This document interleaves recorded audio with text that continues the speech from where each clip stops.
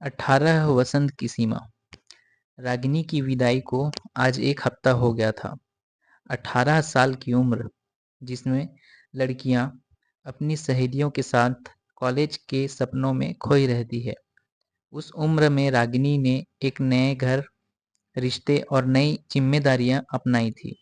उसके हाथों की मेहंदी अभी गाढ़ी थी और माथे पर लगी बिंदी जैसे कह रही थी कि अब वह सिर्फ एक बेटी नहीं, एक बहू भी है। जिस दिन उसकी शादी तय हुई थी, रागिनी थोड़ी हैरान थी। माँ ने समझाया था कि गांव में कम उम्र में ही शादी हो जाती है। पापा ने कहा था कि लड़का अच्छा है, सरकारी नौकरी में है।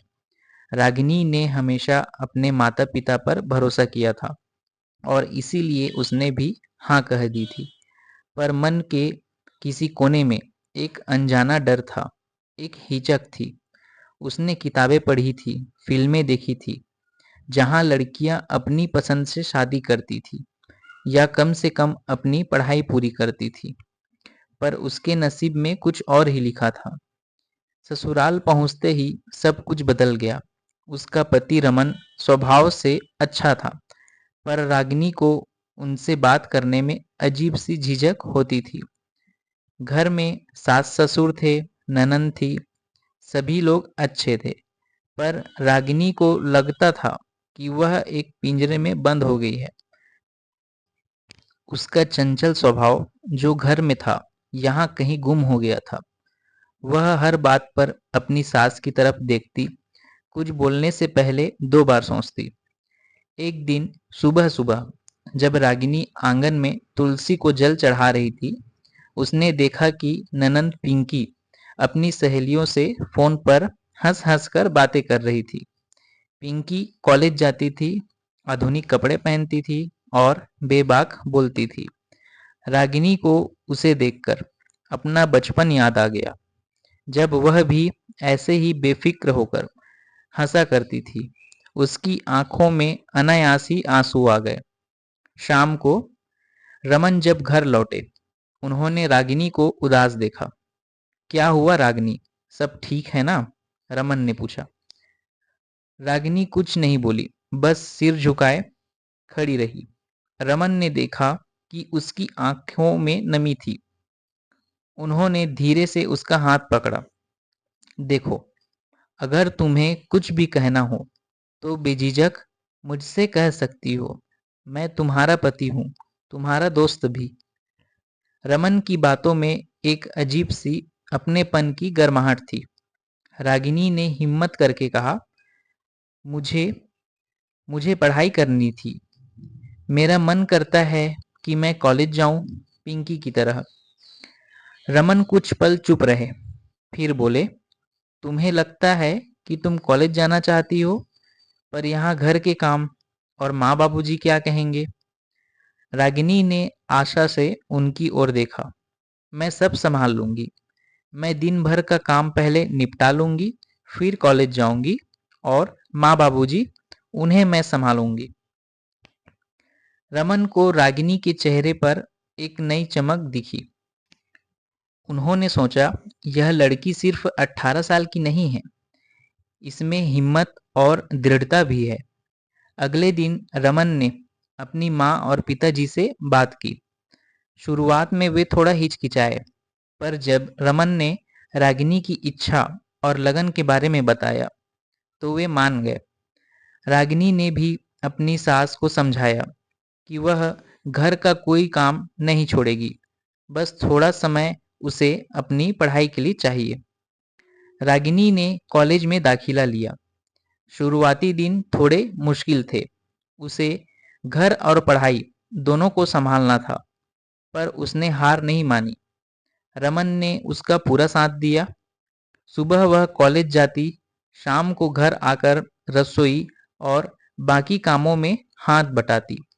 धीरे धीरे वह घर में घुलने मिलने लगी।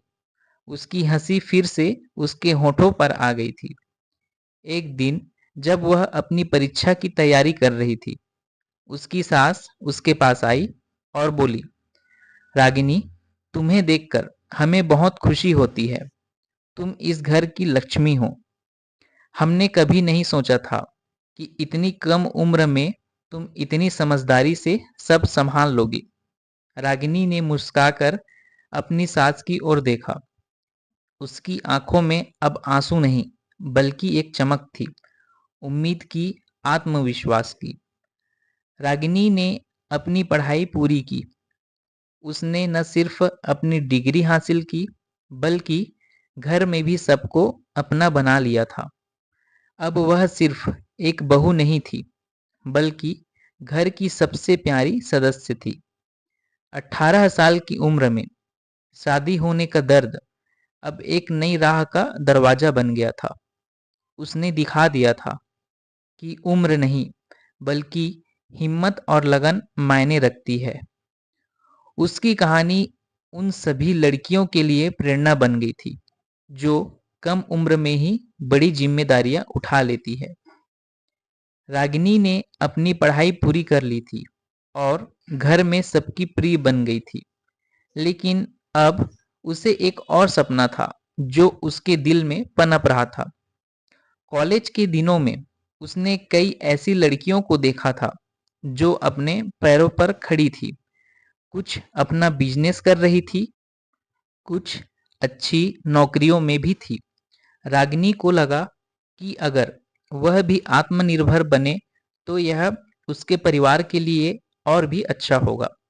एक शाम जब परिवार रात का खाना खा रहा था, रागिनी ने धीरे से अपनी बात रखी।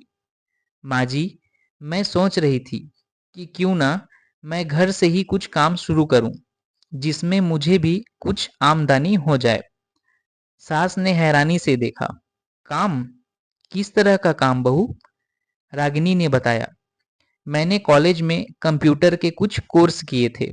मैं सोच रही थी कि ऑनलाइन डेटा एंट्री या कुछ ग्राफिक डिजाइनिंग का काम कर सकती हूँ। आजकल ऐसे बहुत से काम घर बैठे किए जा सकते हैं। रमन ने भी रागिनी का समर्थन किया। हाँ माँ, आजकल वर्क फ्रॉम होम का चलन बहुत बढ़ गया है। रागिनी अगर ऐसा कर पाए तो अच्छा ही होगा। ससुर जी ने थोड़ी देर सोचा और फिर बोले, देखो बहू, अगर तुम घर के कामों को संभालते हुए यह सब कर सको तो हमें कोई आपत्ति नहीं। बस घर के कामों में कोई कमी नहीं आनी चाहिए। रागिनी ने खुशी खुशी हामी भरी। अगले कुछ हफ्तों में रागिनी ने ऑनलाइन काम ढूंढना शुरू किया। शुरुआत में थोड़ी मुश्किल हुई, लेकिन अपनी लगन और मेहनत से उसे जल्द ही एक प्रोजेक्ट मिल गया। वह सुबह जल्दी उठकर घर का सारा काम निपटाती, फिर अपने कंप्यूटर पर काम करती। शाम को वह परिवार के साथ समय बिताती और रात में बचे हुए काम पूरे करती। धीरे धीरे रागिनी का काम बढ़ने लगा। उसने न सिर्फ खुद को आर्थिक रूप से मजबूत किया, बल्कि अपनी पढ़ाई का भी सही इस्तेमाल किया। उसकी कमाई से घर में नई चीजें आने लगी। छोटे भाई बहनों की पढ़ाई में मदद होने लगी। रागिनी को देखकर उसकी ननद पिंकी को भी प्रेरणा मिली। वह भी अपनी पढ़ाई के साथ साथ कुछ नया सीखने लगी। एक दिन रागिनी ने अपनी पहली बड़ी कमाई से अपने ससुर जी के लिए एक अच्छी सी घड़ी खरीदी और अपनी सास के लिए एक सुंदर साड़ी। जब उसने उन्हें यह तोहफा दिया तो उनकी आंखों में गर्व के आंसू थे। सास ने रागिनी को गले लगा लिया और बोली, तुमने तो हमारे घर को रोशन कर दिया बहू। हम कितने खुशकिस्मत हैं कि तुम हमारी बहू बनकर आई। रागिनी की कहानी सिर्फ एक नई बहू की नहीं रही, बल्कि एक ऐसी महिला की कहानी बन गई थी जिसने अपनी लगन, आत्मविश्वास और मेहनत से न केवल अपनी जिंदगी बदली, बल्कि पूरे परिवार को भी एक नई दिशा दी। 18 साल की उम्र में शादी के बाद भी उसने अपने सपनों को नहीं छोड़ा, बल्कि उन्हें पूरा करने का हौसला दिखाया।